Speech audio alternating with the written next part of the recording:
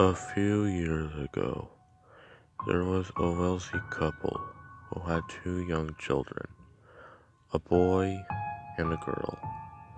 The family lived in a large house in Beach, California.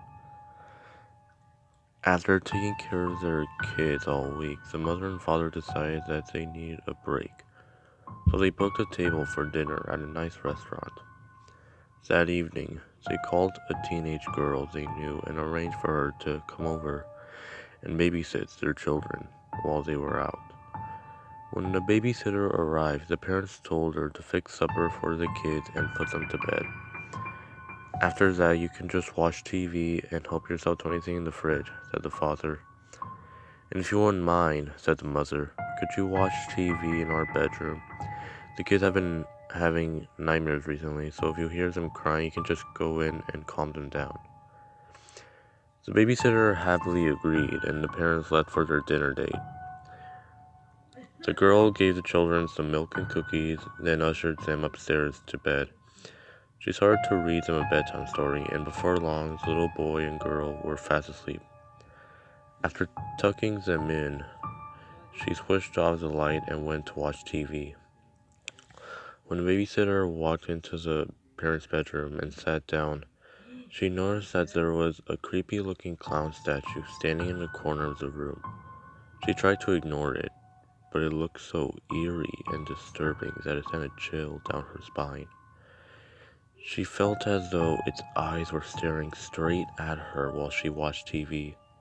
As time passed, the babysitter started to feel more and more uneasy about the clown statue. Whenever she glanced at it, she got the unsettling feeling that it had moved ever so slightly. Finally, the clown statue began to freak her out so much that she couldn't handle it any longer. She decided to go downstairs and phone the parents. When she dialed the number they had left for her, the mother answered. "Hi, it's me," said the babysitter. "Everything's fine. The kids are fast asleep in bed, but I was just wondering, would it be okay if I watched TV downstairs?" "Of course," replied father. "But why?" "I know it sounds silly," laughed the girl, "but the clown statue is really creeping me out." "The clown statue?" asked the father. "Yeah, the clown statue in your bedroom," the girl replied. The phone went silent for a moment. "Listen to me very carefully," said the father. "Take the children and get out of the house. We will call the police. Go now." "What's wrong?" asked the girl. The father gulped and replied, "We don't have a clown statue." For a second, the babysitter just stood there stunned. Then she dropped the phone and raced upstairs and grabbed the children, carrying one under each arm. She raced downstairs again and fled out into the street. Huddled on the sidewalk, comforting the two children, the babysitter looked up at the bedroom window and saw something that made her scream out in horror. Peeking through a gap in the curtains was the white painted face of a clown.